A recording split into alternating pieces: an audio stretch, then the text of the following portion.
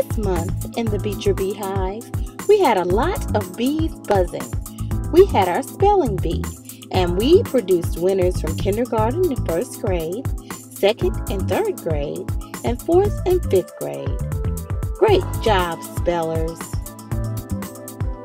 In January, we also had our STEMs fair. Students turned in wonderful projects relating to science, technology, engineering, mathematics, or social studies.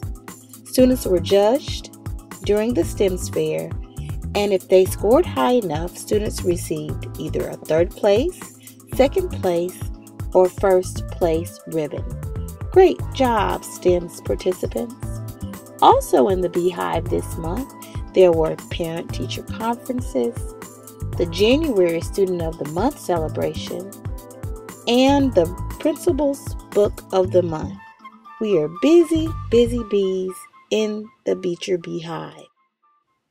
Our chorus also performed during the ribbon-cutting ceremony of the Beltline Trail.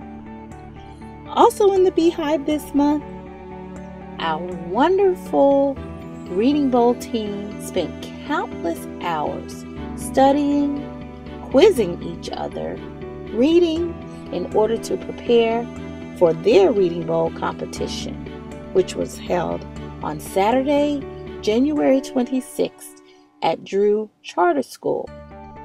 The Reading Bowl team competed in the Helen Ruffin Reading Bowl against other Atlanta Public Schools Reading Bowl teams.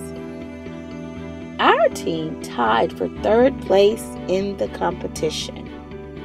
Our bees read, read, read. Collectively, they read all 18 required books in order to participate in the Reading Bowl. Congratulations, Beecher Bees. Great job.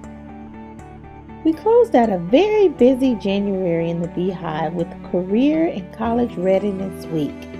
Teachers decorated their doors highlighting various colleges and universities because our bees are college bound.